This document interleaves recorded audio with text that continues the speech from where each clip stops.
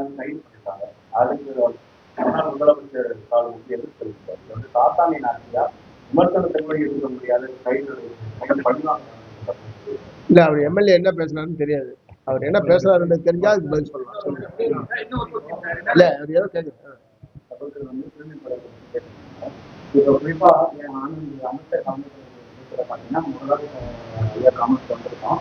திருவள்ளூர்ல காலனியில் இருக்கிற சம்பவம். அது மட்டும் இல்லாமல் அதே மதுரை மாநில வந்து கட்சி நிர்வாகிகள் சாப்பிடக்கூடிய அந்த உண்மைகள் சம்பவம். இது போன்ற தூய்மை பணியாளர்கள் அந்த அமைச்சர் கலந்து கொள்வதற்கு போட ஒரு சம்பவம். காந்தி தனது மாநாட்டில் அவரே தூய்மை பணி செய்தார். அது நமக்கு பெரிய வழிகாட்டுது. அதுபோல அந்தந்த மாநாடுகளை நாங்களாம் தூய்மை பணி பண்றோம்.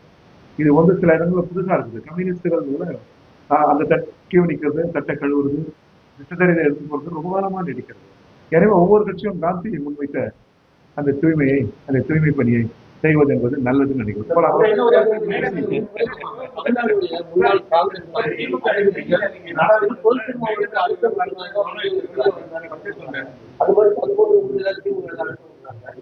நண்பர்கள் பரபரப்பான செய்திகள் கிடையாது.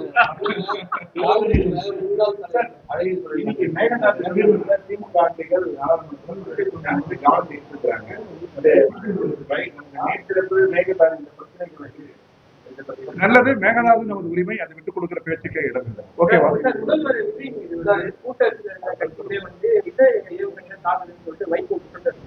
அதுக்கு பதிலளித்த அமைச்சர் நாங்களும் வந்து திமுக ஆர்ப்பாட்டம் நிறைய ஆட்சிகள் தான் பண்ணோம். வைகோ அது கூட பண்ணல.